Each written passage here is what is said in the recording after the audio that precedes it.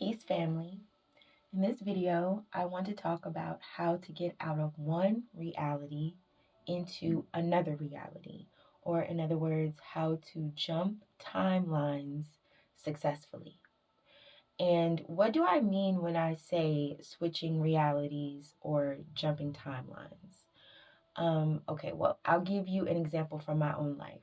Okay, 8 years ago, I was living a life that would be unrecognizable to the person that I am today. I mean, I recognize it because I know that I went through it, but when I really think about the structure and just the content of my life, except for my children, every single thing is different. And even my children are different because they're older. But that's an aside.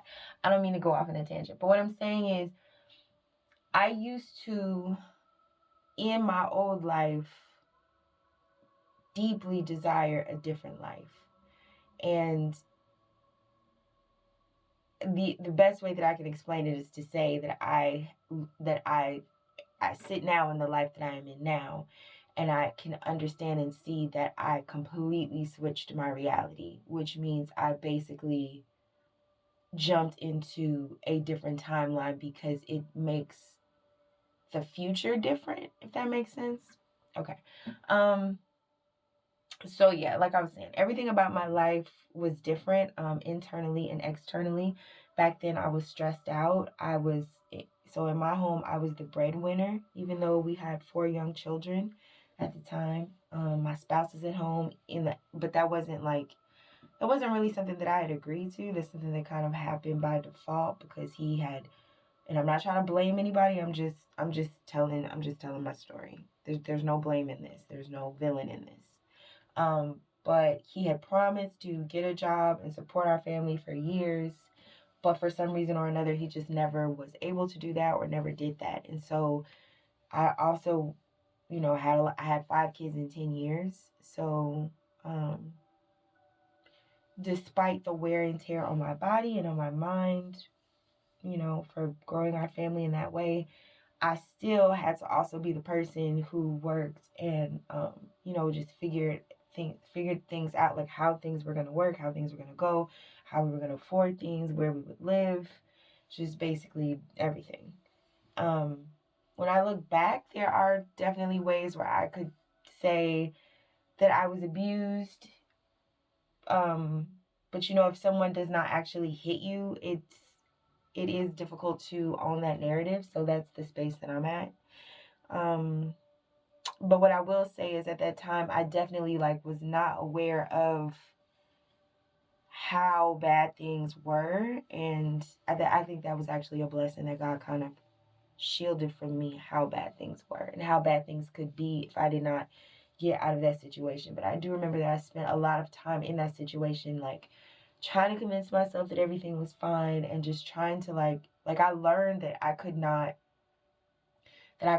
fix him, that I couldn't change other people. So I just did everything that I could to fit myself into contort myself into ways that things could get better. Because when you start to feel like the only thing that you can fix is yourself, it takes a long time to realize that maybe you're not the problem. Maybe the situation is the problem. But I definitely went through that phase of I can fix me, I can do this better, I can do this differently. And that's actually another video that I want to make, but I'll make that after this one. So, yeah, back to what I was saying. I tried really hard and I felt misunderstood by everyone. But looking back, it was probably me who was misunderstanding the situation. Whew. Anyway, yeah, I wasn't taking care of myself. And the other thing that is that, I was very talented and motivated, but I just couldn't quite break through in my career or in any sort of really focused, sustained direction, in terms of making money and having a stable job, quote unquote. Despite the fact that I had hella education and all of that. And I'm not gonna beat myself up for that, because I do think that's sometimes a hallmark of those who God has his finger on, because we're getting moved around. But it was still a source of shame. I felt lost. I felt like I didn't understand my purpose. I was completely unsatisfied and miserable. I cried every day. And to say that something had to change is an understatement. Like, everything had to change. But I didn't know how to do it. And me not knowing how to do it was not from lack of trying. Like, when I say that I tried to work with myself spiritually, I mean I tried everything. I read the Bible. I meditated. I tried positive visualizations. Okay, I read the Quran. I read the Bhagavad Gita. Like, I tried all these other like spiritual texts from other religions, new age ideas. I've read the Abraham books, Hicks books, watched the videos, read The Secret. I got that series, Neil Donald Walsh, Conversations with God. There was the Four Agreements. I read the Celestine Prophecy. I remember I found this one series of books about like embodying the word, the book was called The Word. I read that. I tried Switch Words. I don't know if y'all know about that. I read the book Think and Grow Rich. You know, like all those sorts of metaphysical manifestation principles. Ernest Holmes, you know, all that stuff. I also studied astrology. I got really into like, oh, your North Node versus your South Node. Like, I joined witchy groups, goddess groups, sister circles, moon cycles, moon circles. I spoke my life into existence. I studied human design. And then finally, after all of that, for decades of that, I finally picked up a tarot deck. And then tarot changed my life.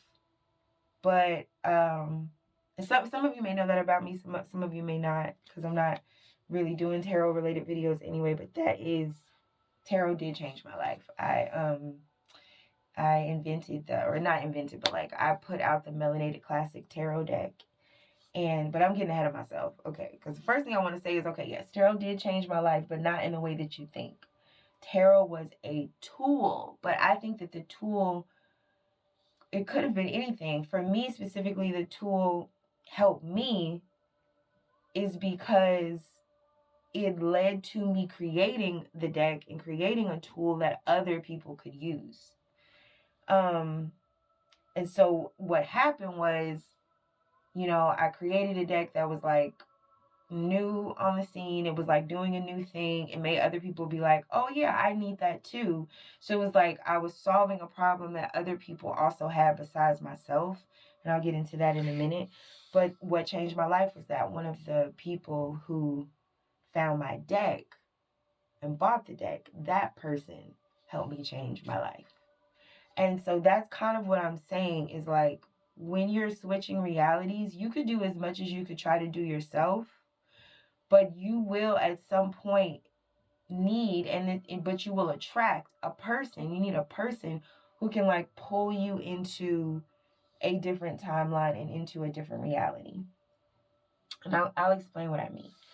Okay, so like, let me just back up for a second. Creating something of value or becoming someone of value, someone that other people can use, or something that other people can use, that is the key, I think, to jumping timelines and switching realities. And I know that like there's a way that this could sound like manipulative or exploitative, and maybe some people will take it that way, but that's not the way that I mean it. And I feel like it's a very nuanced thing. It's a very fine line.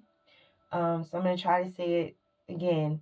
The only way that you can go up from an old reality to a new reality, from an old timeline to a new timeline, is for somebody from the new reality or the new timeline to come and get you. Okay? Someone from the reality that you want to be a part of, they have to like see you on the outside of it and recognize that you belong there. Okay? And then they have to open the door and let you in.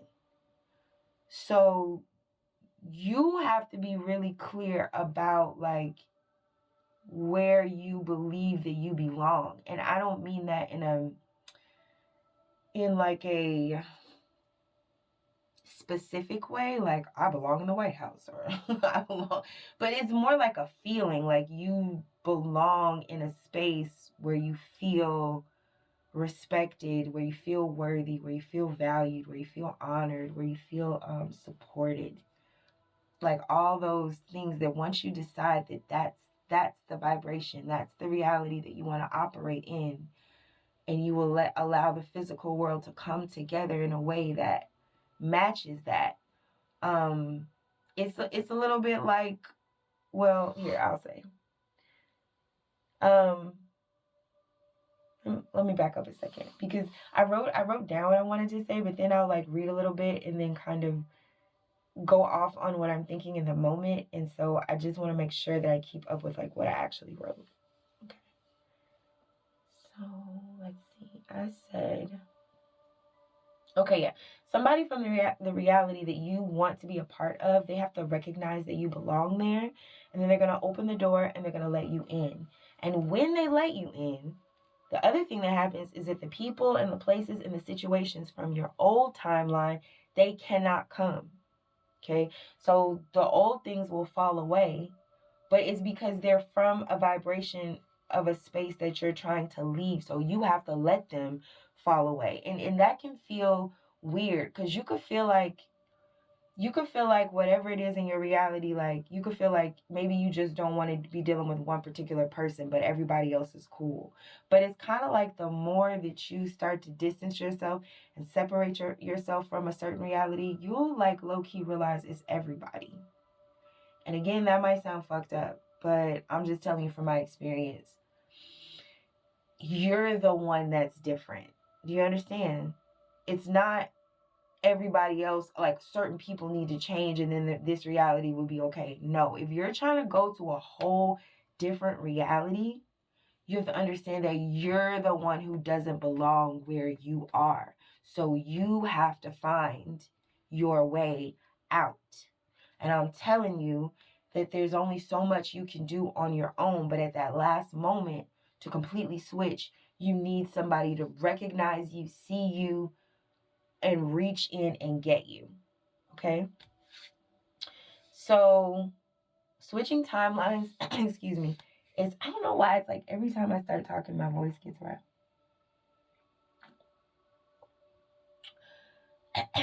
Okay. Switching timelines is like going to a private invitation only event. Someone has to vouch for you. And people are only going to vouch for you if they feel like a relationship with you adds value to their lives in some way. So you have to be useful. And this is, again, where I want to make this distinction. You want to be useful, not exploited. Okay? Because there's also a certain type of person who will see you trying to exit your life, trying to exit your specific timeline and enter a different timeline. And those people can come in, and it's like you'll see that like they don't really speak about the value that you offer them. It's more about,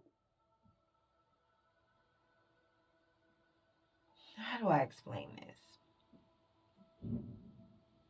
At the end of the day, it's up to you though. It has to be about the vibration that you're putting off. Okay, if you're putting out the vibe that you need to be saved or rescued, then someone is gonna like think that you're pitiful and they're gonna like take pity on you. But if they're in the same space where you are, then it's kind of like they're gonna want to exploit you. And that happens a lot, where we think we're getting out of one bad situation, but we just get into like a situation that's different but basically the same, just with different faces. So that's what I mean. That's the nuance, right? That's not what I'm saying. So when I say you want to be useful, I mean you want to be useful, but you don't want to be exploited. So first, you have to be very aware of your worth and your value and what you offer and what it is that you would allow someone to exchange like energy with you, like on which wavelength. Okay, so I feel like I got off on a tangent. I did not mean to do that. But it is a nuance there, and I'm not quite sure how to explain it, but I hope that if any of this message is resonating with you, that you understand the nuance that I'm trying to explain. But let me speak more, and then maybe it'll become a little bit more clear to me and you, okay? Okay. So yeah, when you know your usefulness and your worthiness, you have to be so comfortable speaking on it and promoting it that the people who will benefit from your presence can find you. And this is what I mean. If you're proud of yourself, if you're proud of what you can do, and you're proud of who you are and what you know, and you are vocal about that, then the people who would approach you to exploit you, that's like kryptonite to those people. They won't show up. Like, if you're speaking a lot about your pain and your brokenness, then you will maybe attract people who would try to exploit you because you're speaking about shame. So it's like it's gonna attract like a more like a shameful vibration, like a shameful exchange. So they're going to want to use you and exploit you in ways that you don't feel good about, that you might feel good about at first, but at the end of the day, you won't feel good about. On the flip side, if you are proud of yourself and you know your usefulness and your worthiness and you're comfortable speaking about that, about your value and your worth, you're going to attract people who can use you, but in ways that elevate you and them. They're going to use you in a way that elevates your worthiness, that makes you more worthy, more, what am I trying to say? Aware of that worth and what you deserve and where you belong, if that makes sense. Okay. So that's the difference is when I'm talking about like people who will come and get you and take you to a different timeline and to a different reality, they're going to come get you because they're attracted to you. So it's up to you what you're putting out that they would be attracted to. And normally people who just want to exploit you, they're not attracted to strength or confidence. So that's what you would have to exude in order for the timeline and the reality that you want to go into, in order for those people to come pick you up. All right. So this is a very lighthearted example, but I want to look at the movie Pretty Woman. Okay. It's a modern day fairy tale.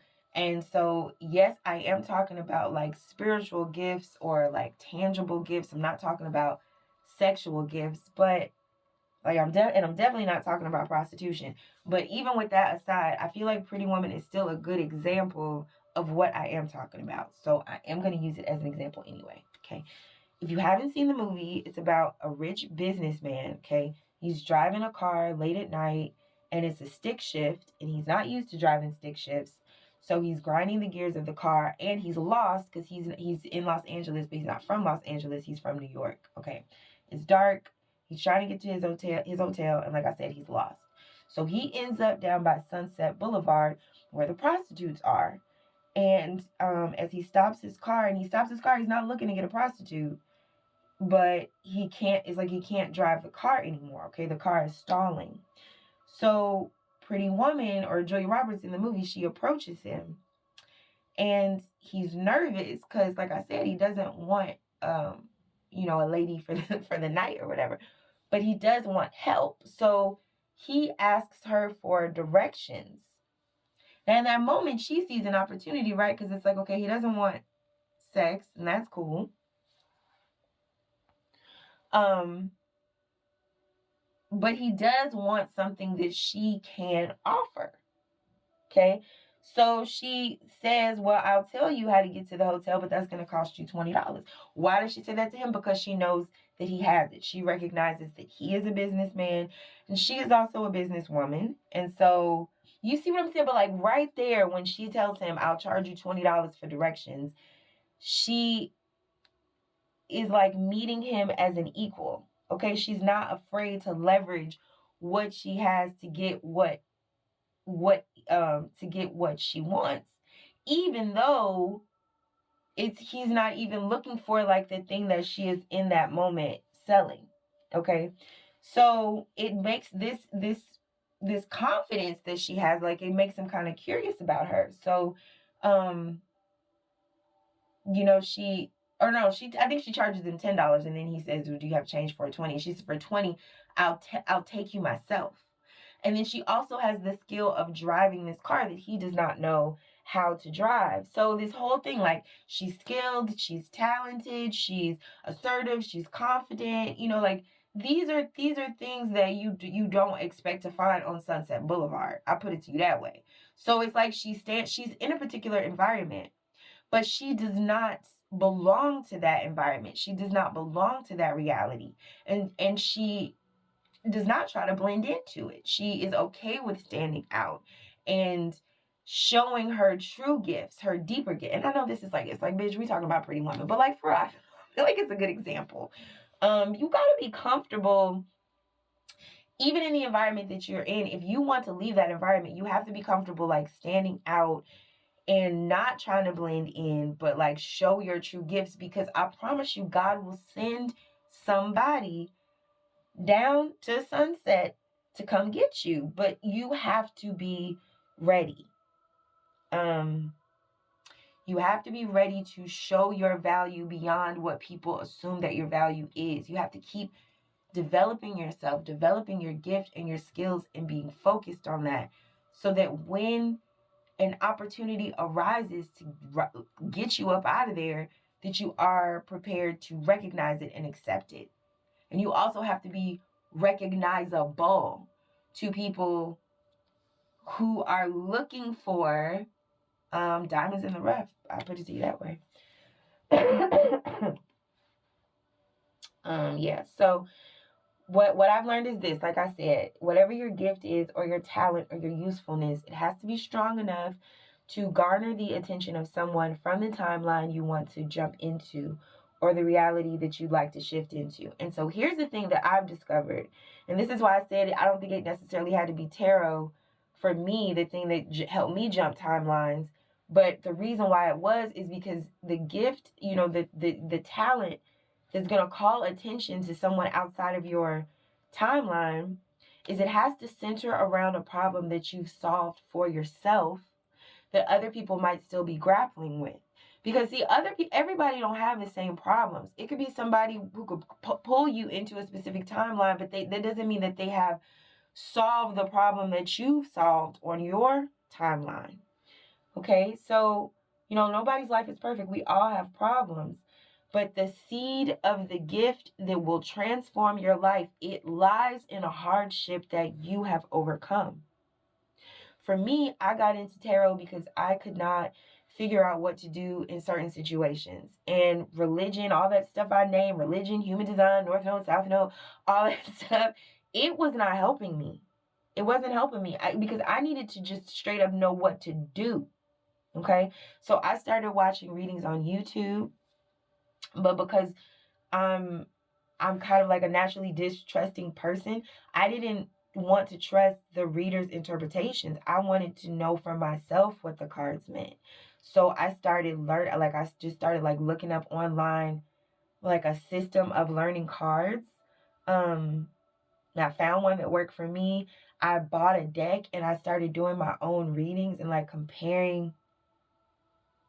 Well, I was doing like, so here's the thing. When I say comparing, I was doing my own readings, but I also started offering free readings to people because I wanted to see if it resonated with them, right?